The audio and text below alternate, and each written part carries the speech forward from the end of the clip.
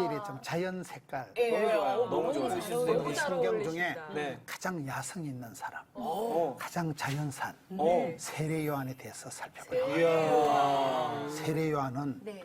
빈들에서 광야에서 자랐잖아요. 광야에 외치는 자의 소리, 네. 그리고 막 이 낙타 옷을 입고 허리띠도 이렇게 하고 메뚜기 먹고 석청 먹고 꿀 먹고 이렇게 그렇게 완전 자연산 야성을 가진 가장 성경에 야성이 뛰어난 사람. 예수님이 소개할 때 여자가 낳은 자 중에 최고 오. 가장 큰 사람이 누구게요? 세례 요한. 세례 요한. 오늘 우리가 세례 요한에 대해서 살펴보려고 하는데, 세례 요한이라는 사람은 독특한 사람이에요. 하나님께서 구약 성경을 닫고 400년 만에 말문을 튼 분이 세례 요한을 통해서. 세례 요한은 그 소리예요, 소리. 광야의 빈들에 외치는 자의 소리예요, 소리. 소리가 얼마나 중요해요. 많은 사람들에게 울림을, 떨림을, 설레임을 주는 사람. 말씀을 들을 때 어디 집회를 갔는데 대표교도 하시는 장로님이 오늘 말씀을 들을 때 우리 가슴에 설레임이 일어나게 앞서 이러는 거예요. 그래서 할아버지 장로님이 어떻게 저렇게 문학적인 그런 감각을 가지고 이 말씀이 부닥칠 때 이 설레임이 있어야 되는 거예요. 내 마음이 울림이 떨림이. 이 세례요한은 1년밖에 안 되는 짧은 공생의 생활을 했는데도 예수님이 평가할 때 가장 큰 사람, 가장 큰 사람, 많은 울림을, 떨림을, 설레임을 준 사람이 세례요한이다. 그래서 주의 길을 예비한 사람. 예수님의 앞길에 오셔서 예수님의 가는 길을 꽃길을 만들어 드린, 예수님의 가는 길을 예비, 겸비, 준비한 사람이 세례요한이에요. 우리 세례요한에 대한 본문의 말씀을 보고 들어가겠습니다. 오늘 본문 말씀은 요한복음 3장 27절부터 30절까지 말씀입니다. 요한이 대답하여 이르되 만일 하늘에서 주신 바 아니면 사람이 아무것도 받을 수 없느니라. 내가 말한 바 나는 그리스도가 아니요 그의 앞서 보내심을 받은 자라고 한 것을 증언할 자는 너희니라. 신부를 취하는 자는 신랑이나 서서 신랑의 음성을 듣는 친구가 크게 기뻐하나니 나는 이러한 기쁨으로 충만하였노라. 그는 흥하여야 하겠고 나는 쇠하여야 하리라 하니라. 아멘. 세례 요한이라는 사람이 왜 중요한가 하면 구약 성경의 말라기가 끝이 나고 소위 중간기가 있어요. 중간기. 400년 동안의 중간기를 거치고 신약 성경에 최초로 하나님의 말씀이 오다가 떨어진 사람이 세례 요한이에요. 하나님이 오랫동안 침묵하시던 하나님의 말문을 탁 트여드린 분이 이 세례 요한이라는 사람이에요. 그래서 이 부분이 특별히 중요한 부분입니다. 성경을 한번 찾아보겠습니다. 누가복음 3장 2절을 한번 보겠습니다. 누가복음 3장 2절에 보면 말씀이 임한지라라는 그런 표현이 나오는데 제일 먼저 찾는 분이 한번 읽어줘 보세요. 안나스와 가야바가 대제사장으로 있을 때 하나님의 말씀이 빈들에서 사가랴의 아들 요한에게 임한지라. 그 아빠가 네. 제사장으로 있을 때, 이 안나사 가야바가 대제사장 있을 때 이 아버지도 제사장이었어. 그래서 하나님의 말씀이 계명이 빈들에 있는 이 사가랴 제사장 사가랴의 아들 요한에게 임한지라. 말씀이 임한지라. 말씀이 임했다는 이 표현은 말씀이 머리 꼭대기 정수기에서부터 발끝까지 관통하라고 지나갔다 그런 뜻이라 그래요. 말씀이 완전히 사로잡히는 말씀이 임했는데 이 말씀이 몇 년 만에? 400년 4세기 만에 말씀이 떨어져요. 우리가 성경을 자세히 보면 재밌는 것이 기도는 길어도 응답은 순간이라는 것이 하나님의 물레방아는 천천히 돌아간대. 사람은 빠름을 좋아하지만 하나님의 물레방아는 천천히 때가 차야 응답이 되는데 모세 시대나 사무엘 시대가 비슷해요. 보면 모세 시대가 이스라엘 백성들이 애굽에서 살았던 시간 한 430년 400년 동안 애굽에서 종살이하고 있을 때 그때 이스라엘 백성들이 죽는다고 힘들다고 하나님께 집단으로 부르짖으니까 도매도 잘하시고 소매도 잘하신 하나님께서 모세가 태어나게 하는데 그것도 보면 한 레위인이 장가 가가지고 첫째 아들 아론 놓고 둘째 딸 미리암 놓고 셋째 아들 모세가 태어났는데 이게 400년이 걸린다 이거. 사무엘도 똑같아요.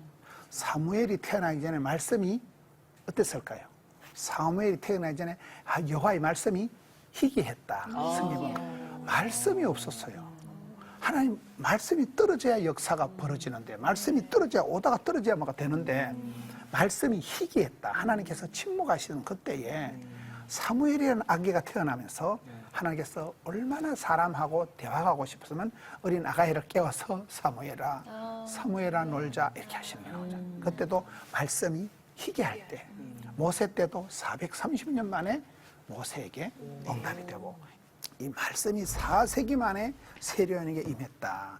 이 부분이 아주 중요한 거예요. 우리는 어쩔 수 없이 신앙생활은 말씀에서 덮어놓고 살지 말고 성경을 펴놓고 살아라. 그 말이 성경 속에서 다 위대한 사람들은 성경 한 구절을 똑같은 성경을 보고 거기서 삶의 원칙을 발견하고 거기서 살아나고 죽을 병에서 살아나고 삶의 고비를 넘기면서 대박.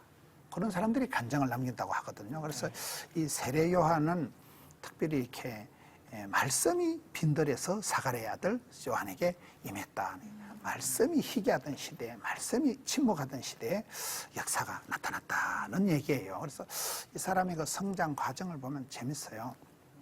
이 사람이 이제 태어난 것이 누가복음 1장에서 보면 80절까지 너무 본문이 길어. 이건 제가 간단하게 설명을 하겠습니다.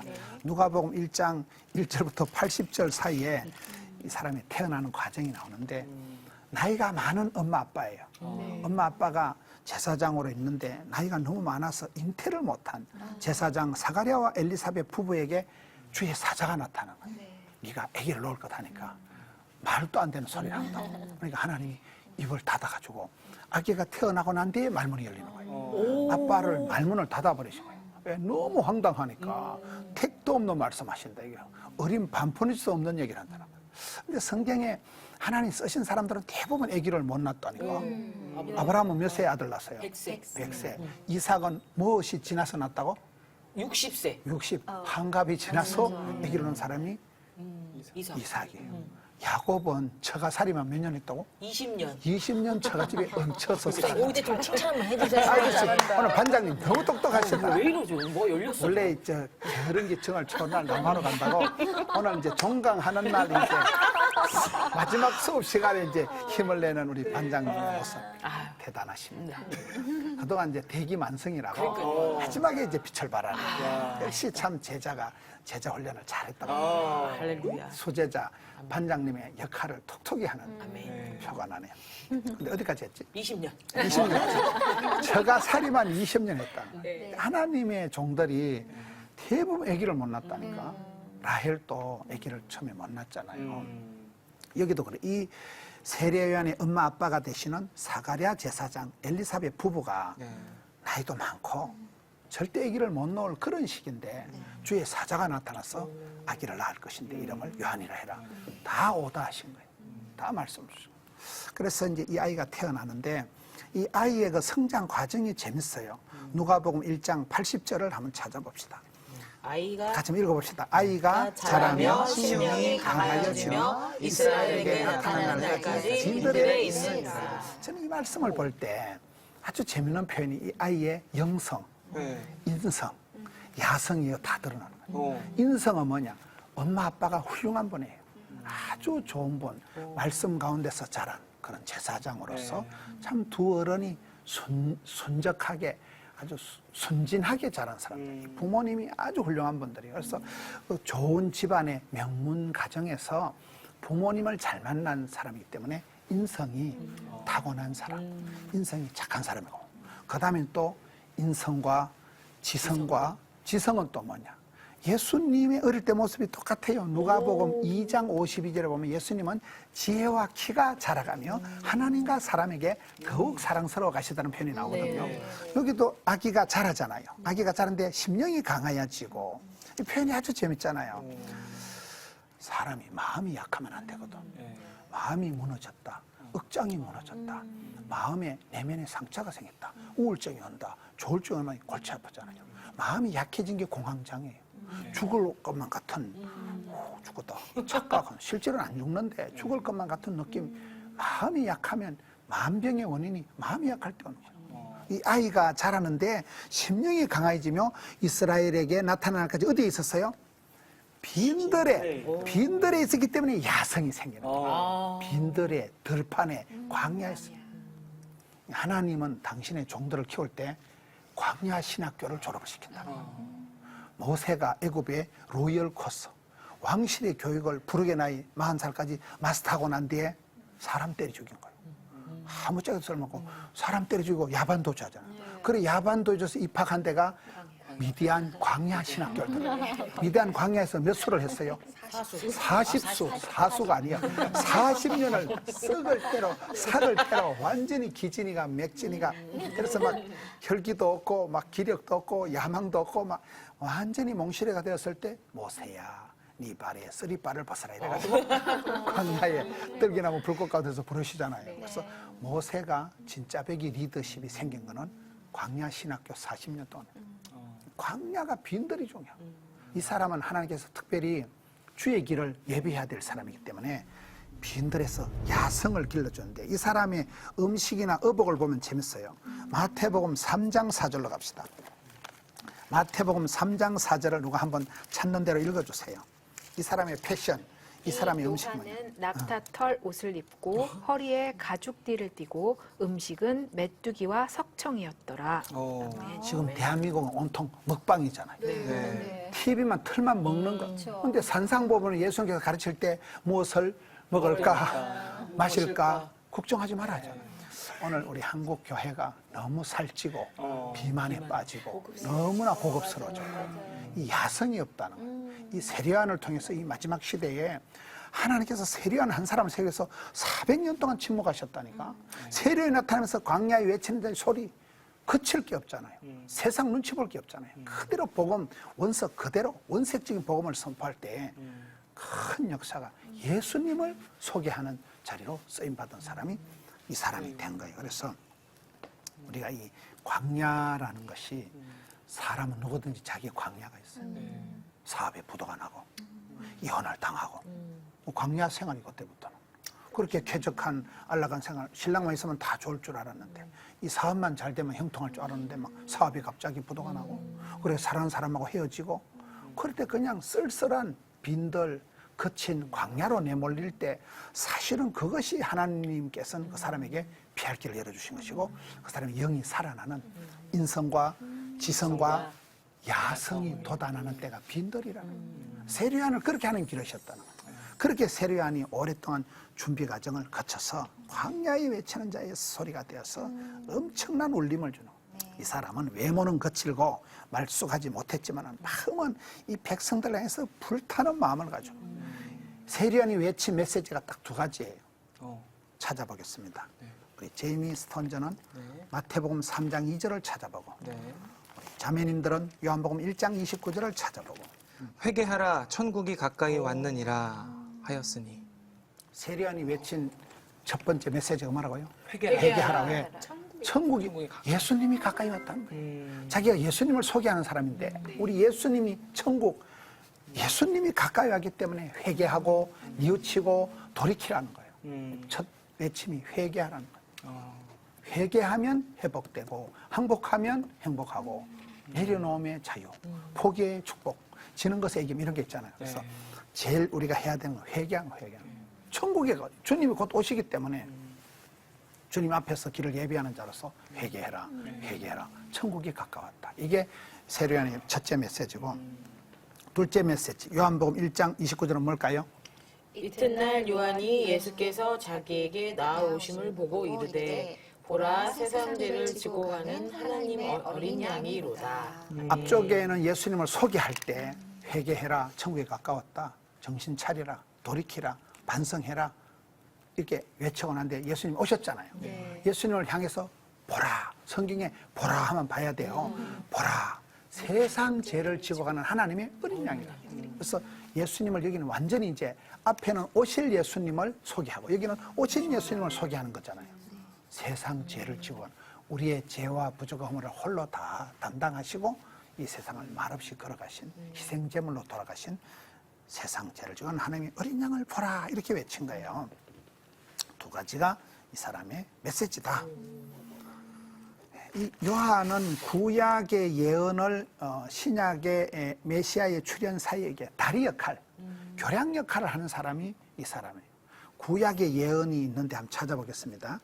우리 반장님은 이사야 40장 3절을 찾고, 현진 씨는 말라기 3장 1절을 찾고, 혜건 씨는 말라기 4장 5절을 찾고, 구약 성경의 요한에 대한 예언의 말씀이 다 나와 있는 걸 신약의 세례요한이 성취하는 게 나옵니다. 읽어줘 보세요. 외치는 자의 소리여 이르되 너희 광야에서 여호와의 길을 예비하라. 사막에서 우리 하나님의 대로를 평탄하게 하라. 아멘. 그 광야에 외치는 자의 소리, 사막에서 주의 길을 예비한 사람이 누구예요? 세례요한. 요한에 대해서 이미 이사야 선지자가 다 예언하는 그대로 지금 하는 거예요. 그 다음에 말라기. 만군의 여호와가 이르노라 보라 내가 내 사자를 보내리니 그가 내 앞에서 길을 준비할 것이요 또 너희가 구하는 바 주가 갑자기 그의 성전에 임하시리니 곧 너희가 사모하는 바 언약의 사자가 임하실 것이라. 이 예언을 다 해놨잖아요. 말라기 이 구약 마지막 성경에 주의 길을 예비할 사람이 사자가 온다는 거예요. 앞서 온다는 거예요. 이게 누구겠어요? 세례요한. 그 다음에 말라기 4장 5절. 보라 여호와의 크고 두려운 날이 이르기 전에 내가 선지자 엘리야를 너희에게 보내리니. 엘리야 같은 선지자, 불의 종을 보내겠다. 그래서 이 성경의 세례요한은 구약의 엘리야하고 많이 비교가 돼요. 엘리야 같은 심령으로, 엘리야 같은 마음으로, 구약 성경의 엘리야 같은 불의 종으로 온다는 거예요. 그래 큰 종으로 그 선지자로 나타난다는 게 이게 이제 예언이 다 있는 것이 이제 신약 성경의 세례요한이 나타납니다. 세례요한이 그렇게 나타나서 세례요한이 하는 일들 중에 마태복음 3장 3절에 보면 이제 여기 조금 전에 한 말씀이 잘 나타나는데 마태복음 3장을 한번 가봅시다. 마태복음 3장에 이제 세례요한의 사역이 쭉 나오거든요.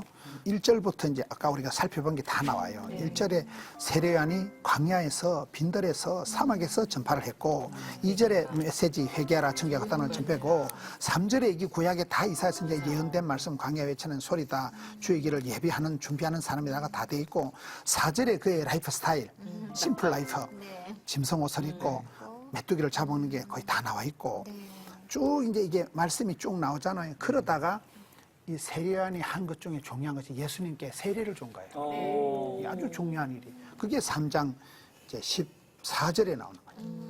13절에 이때 예수님께서 갈릴리로부터 요단강 이르러 누구에게 세례를 받아요? 요한에게. 세례요한에게 세례를 받으라 하시니 요한이 말려가지고 아이고 내가 당신에게 세례를 받아야지. 당신 내게 오셨네. 그러니까 예수께서 이르시되 허락하라 하고 이제 16절에 세례를 받으시는데 예수님께서 세례를 받으실 때 삼위일체 하나님이 다 나타나요. 물에서 세례를 받고 올라오는 사람이 성자 예수님. 그 다음에 그 성령님이 어떻게 나타나요? 16절에 성령님이 비둘기같이 내려 임하시고 그 다음에 하나님 아버지는 뭘로 나타나시요? 17절에 소리가 있어. 하늘로부터 소리가 있어. 내 사랑하는 아들아, 내 기뻐하는 자라. 삼위일체 하나님이 다 나타나시는 광경이 세례요한이 예수님께 세례를 줄 때 삼위일체 하나님이 몽땅 나타나는 게 이 장면이에요. 저는 이 본문을 굉장히 좋아하거든요. 이 본문은 예수님의 골든타임. 예수님의 사역을 시작하기 전에 하늘이 열리고 성령이 임하시고 내 사랑 아들하는 그 기쁨의 소리를 들었기 때문에 이 세 가지 열린 사람, 열리는 것과 에바다, 그 다음에 이 성령이 충만하게 임하는 것과 그 다음에 사랑의 메시지를 듣는 게 이게 인생에 살아갈 때 필요, 충분, 완전한 거라고. 이 부분이 세례요한이 세례를 줄 때 해결이 되고 삼위 하나님이 몽땅 나타나시는 거예요. 그래서 이 세례요한은 아주 심플하게 살아가면서 단순하기 때문에 말씀을 원세 그대로 예수님을 그대로 소개하고 세상이 굴하지 않는 그런 광야의 외친 자의 소리 그 보이스가 울림이 떨림이 설렘이 되어서 지금까지도 엄청난 파장을 몰고 오는 거예요. 1년 정도밖에 사역을 안 했는데도 짧고 굵게 강력한 영향력을 미치는 이 사역자가 광야의 외치는 자의 소리 세례요한이라는 거예요. 그 다음에 세례요한의 사역을 특정 짓는 게 뭔가 하면 세례요한은 주인공이 아니고 항상 자기는 돕는 자, 자기는 예비자로 항상 나타나는 거예요. 그 부분이 굉장히 중요한데 오늘 우리가 이 시대를 살아가면서 전부 대장하려고 하고 전부 대통령 하려고 하고 그게 문제잖아요. 성경은 가르치기를 섬기는 자가 큰 자고 주는 자가 복이 있고 돕는 배필이 돼야 되는데 이 사람의 그 라이프 스타일이 요한복음 1장 20절을 찾아봅시다. 요한이 드러내어 말하고 숨기지 아니하니 드러내어 하는 말이 나는 그리스도가 아니라. 하는데 또 21절 또 묻되 그러면 누구냐 네가 엘리야냐 이르되 나는 아니라. 또 또 묻되 묻되 네가 그 선지자냐 대답하되 대답하되 아니라. 이 사람은 계속 나는 아닙니다. 나는 아닙니다. 나는 그 예수님이 아니라 내 뒤에 오시는 분이 진짜로. 나는 그 엘리야 같은 그런 사람이 아니라는 거예요. 나는 아무것도 아니라. 항상 이분의 주제는 I am nothing. 나는 아닙니다. 이게 중요하잖아요. 우리 하나님의 종들을 보면 하나님 모세를 부를 때도 모세가 도리질을 합니다. 내가 누구가 안 돼. 나는 아닙니다. 나는 못합니다. 이렇게 겸손한 사람에게 하나님 능력을 주시는 거예요. 자기 아니면 안 된다 사람이 교만한 사람들이에요. 기도원을 부를 때도 똑같거든요. 사사기 보면 기도원을 하나님이 소명하실 때 내가 이렇게 계산을 해보니까 한 8번 정도 기도원이 도망을 가. 나는 못합니다. 나는 작은 자입니다. 나는 안 됩니다. 나는 절대 못합니다. 8번을 도망을 가니까 우리 하나님께서 추적 60번 해서 막 시청각 교육을 해가면서 끝까지 그 작은 자 신통찮은 기도원을 용사로 만들어 가시는 거예요. 신앙생활을 할 때 베드로가 예수님을 만나고 난 뒤에 어떻게 합니까? 주여 나를 떠나세요. 내 같은 잡것은 나는 죄인은 안 됩니다. 주님 나하고 있어봤자 손해만 봅니다. 주님 내 때문에 덕볼 거 한 개도 없습니다. 철저히 자기에 대해서 절망하라고 자기 죄인됨을 고백할 때 주께서 두려워 말라. 내가 너를 쓰리라. 네가 앞으로는 시몬 베드로가 되고 천국 열쇠를 맡고 그렇게 되는 거거든요. 그래서 여기에 이 사람이 잘하는 것이 나는 아니라. 나는 그리스도가 아니라. 나는 엘리야가 아니라. 나는 바로 그 선지자가 아니라는 거예요. 계속해서 자기를 이렇게 부인하는 이것이 강했다. 요한복음 1장 37절을 한번 가봅시다. 요한복음 1장 37절에 이분이 독특한 것은 뭔가 하면 자기들이 제자들이 있는데 제자들이 예수님한테로 가버리는 거예요. 사람은 다 자기 팬을 확보하려고 하잖아요. 자기 팬덤을 구축하려고 하잖아요. 근데 이 사람은 자기 제자들이 한번 읽어보세요. 두 제자가 그의 말을 듣고 누구를 따라가요? 예수를 따르거늘 자기 제자 2명이 자기를 안 따라오고 예수님한테로 넘어가 버리는 거예요. 근데 그거를 이 사람은 좋아하는 거예요. 또 그 말씀이 40절.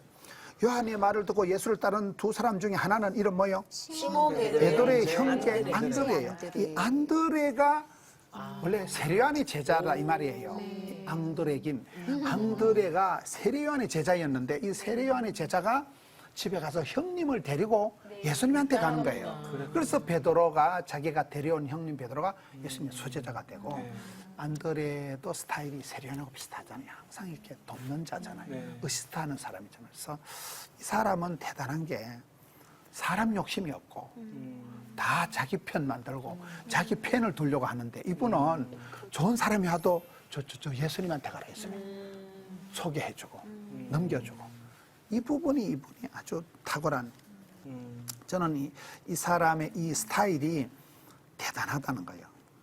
요한은 자기 영광을 구하지 않았다. 요한은 아무런 기적도 하지 않았다. 10장 41절을 한번 봅시다. 많은 사람이 왔다가 말하되 요한은 아무 표적도 행하지 아니하였으나. 요한이 계속 읽으세요. 요한이 이 사람을 가리켜 말하는 것은 참이다. 다 참이라. 요한은 이 세상에서 한 개도 기적을 안 행했어요. 한 번도 요한은 기적을 안 행하고 또 자기 영광을 안 구해. 자기를 안 내서 자기를. 항상 자기는 없어지고 내 뒤에 오시는 예수님만 올라가면 된다. 제가 이분의 그 라이프 스타일에서 가장 좋게 생각하는 것은 들러리의 기쁨이라는 거예요. 친구의 기쁨. 그 성경 한번 찾아보겠습니다. 다시 요한복음 3장으로 가겠습니다. 세례요한에 대한 성경이 많지 않아요. 요한복음 3장 오늘 본문의 말씀 27절부터 봅니다.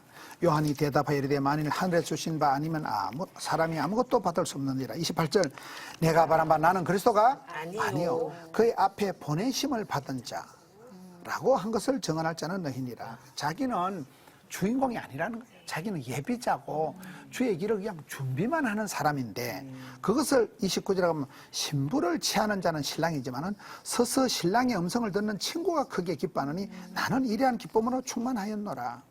저는 오늘 굳이 제목을 뽑느라면 들러리의 기쁨이 충만한 세례요한 이렇게. 결혼식을 할 때 그 신랑이 주인공이잖아요. 신랑이 신부가 신부 단장을 하고 드레스를 맞춰 입고 피부 관리를 하고 신부 화장을 하잖아요. 근데 신랑 친구는 준비만 하는 거예요. 모든 예식 준비를 다 하고 신랑이 오는 그 순간에 마지막에 문을 열어드리고는 신랑이 이제 딴딴따단 박소간네 하고 이제 들어갈 때 신랑이 들어갈 때 뒤에서 아유 잘 됐다. 우리 친구가 드디어 시집 가는 거다. 우리 친구가 저렇게 고생하고 했는데 드디어 장가가는 거다. 그 신랑 친구가 그 신랑의 입장할 때 옆에 섰던 그 들러리들이 그 사람들이 그 기쁨이 세례요한의 기쁨이라는 거예요. 얼마나 고상합니까? 세례요한 같이 이런 들러리의 기쁨. 내 아니면 이 교회가 안 된다, 내 아니면 안 된다, 이런 사람이 문제라니까요. 그런 사람을 나쁜 사람이라고 해요. 나뿐인 사람, 나쁜 사람, 조화로운 사람, 좋은 사람이 돼야 되는데 자기밖에 모르고 자기 자랑하고 자기 주장하고 자기 아니면 안 된다 하는 것이 이 시대. 오늘 세례요한에 대한 공부를 하면서 우리 한국 교회 나의 신앙이 얼마나 때가 묻고 내가 얼마나 고급스러워졌고 너무 내가 야성을 잃어버렸다. 신앙의 그 순수함을 잃어버린 내 신앙이다. 다시금 광야로, 다시금 무릎으로, 다시금 내가 낙타 무릎으로 나가야 되잖아요. 그래서 이 세례요한에 대한 말씀을 보면 내가 무엇 때문에 이렇게 기분이 우울하고 내가 무엇 때문에 이렇게 우쭐을 하느냐. 너무나 세상적인 무엇을 먹을까 입을까 이딴 거 가지고 우리는 막 자랑질을 하고 그거 된 사람은 성공한 사람으로 행세를 하고 간정 집회를 다니고 그게 안 된 사람은 뭐 썩을 놈 망할 놈 아니라는 거예요. 세례요한의 삶을 보라. 기쁨의 차원이 다르다. 이 사람은 미션, 사명자라 사명자. 자기 목에 칼이 들어와도 그대로 죄를 지적하고 담대하게 나갔기 때문에 이 사람은 사명자의 길을 살아갔다. 그래서 이 사람을 평가하는 게 마태복음 11장이에요. 마태복음 11장 11절 한번 읽어주세요. 내가 진실로 너희에게 말하노니 여자가 낳은 자 중에 세례 요한보다 큰 이가 일어남이 없도다. 그러나 천국에서는 극히 작은 자라도 그보다 크니라. 아멘. 예수님께서 평가할 때 여자가 낳은 자 중에 가장 크다. 여자가 안 낳은 사람이 없잖아요. 세례요한이 가장 큰 자예요. 따라합시다. 주는 자가 복이 있고 주는 자가 복이 있고 섬기는 자가 큰 자고 섬기는 자가 큰 자고 돕는 배필이 훌륭하다. 돕는 배필이 훌륭하다. 창세기 2장 18절에 하나님 여성을 만들 때 돕는 배필을 지으리라. 돕는다는 것은 액세서리 보조 기능을 말하는 게 아니에요. 나의 도움이 어디서 오냐 할 때 천지이신 하나님, 하나님께서 하신 기능을 돕는다고 하는 거예요. 하나님을 돕는 자죠. 성령님은 내 연약함을 도우시는 자예요. 내가 너를 간호한다는 건 너보다 건강하다는 거예요. 내가 너를 돕는다는 건 너보다 부자라는 거예요. 그래서 우리가 신앙생활할 때 항상 이 세례요한과 같은 통 큰 믿음을 가지고 있으면 주는 자가 복이 있고 섬기는 자, 여자가 낳은 자 중에 가장 큰 자, 섬기는 자가 이 바로 세례요한이 되었으니까 얼마나 멋있냐. 이 시대 우리가 다시금 금식을 선포하고 우리를 갈릴리로, 야성으로, 빈들로 몰아가서 이 세례요한의 영성, 성경상 가장 쓰임받은 사람, 예수님이 최고로 평가한 사람, 사명자의 길을 갔던 사람, 400년 만에 하나님의 말씀의 문을 확 열어준 사람, 끝까지 친구의 기쁨, 들러리의 기쁨, 엑스트라의 기쁨으로 만족한 사람, 너무나 훌륭한 사람, 이 세례요한에 대해서 오늘 우리가 살펴보았습니다. 세례요한에 대해서 우리가 한 말씀을 한번 정리를 하고 지나가겠습니다.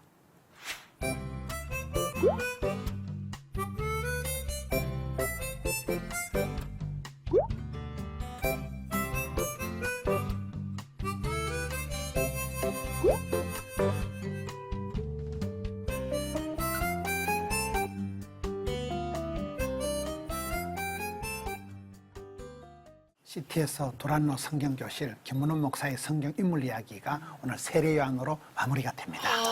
근데 이 세례요한은 여자가 낳은 중에 가장 큰 자잖아요.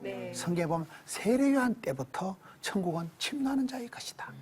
예수를 전혀 모르는 사람이 예수를 믿으면 천국을 차지하게 되니까 침노하는 자가 되고 또 항상 은혜 보좌 앞에 담대히 나가야 돼요. 천국은 침노한 자의 것이다. 그래서 우리도 이 세례요한과 같은 삶을 살아가자. 심플 라이프하게 살아가자. 단순하면서도 파워풀한 삶을 살아가자. 작지만은 영향력 있는 삶을 살아가자. 제자 훈련은 영향력을 끼치는 거예요. 우리가 어떨 때는 성경을 듣고 할 때는 그때는 띵했는데 세월이 지나면 마음이 짠하게 남아서 말씀이 살아온 동력이 있어서 우리가 들었던 말씀이 어느 순간 비타민이 되고 어느 순간 원기소가 되고 어느 순간 역사가 벌어지는 거예요. 특별히 이 시티에서 도란노 성경교실 김문호 목사의 성경 인물 이야기를 마무리하면서 느낀 점을 한마디씩 했으면 좋겠습니다. 우리 반장님부터 한마디. 눈물 나지. 아니, 저는 잠깐만. 저는 목사님의 그 인물 이야기를 통해서 정말 항상 하셨던 말씀이 성경 인물들은 부족한 사람들이었다. 그래서 그 부족한 사람들을 들어서 쓰시는 분이 하나님이시다. 그래서 저는 항상 저의 부족함이 부끄러운 게 아니라 하나님의 어떤 도구가 되겠구나라는 그런 제 마음속 깊숙이 지금 새겨진 그런 말씀이 있고요. 그리고 저는 개인적으로 목사님을 너무나 뵙고 싶었는데 이렇게 목사님의 학생으로 이렇게 공부할 수 있었던 그동안의 그 기간이 너무나 행복한 시간이었고 정말 이렇게 헤어짐은 항상 이렇게 너무 아쉽고 근데 이게 정말 아름다운 이별이 아닌가 다시 만날 것을 기대하게 되는 그런 마음으로 예, 오늘 정말 또 오늘 수업까지 정말 은혜롭게 잘 들었습니다. 목사님 감사합니다. 제이미 스타운저도 마무리를 하세요. 처음 방송 시작할 때 내까지 있게 뭘 하겠어라는 생각을 하고 또 그 마음의 병도 있었고 이런 게 있었는데 목사님 만나서 이제 주님 오늘 세례 요한 이 말씀을 통해 정리가 된 것 같아요. 주님 가실 길을 예비하는 삶을 살아야 되겠다.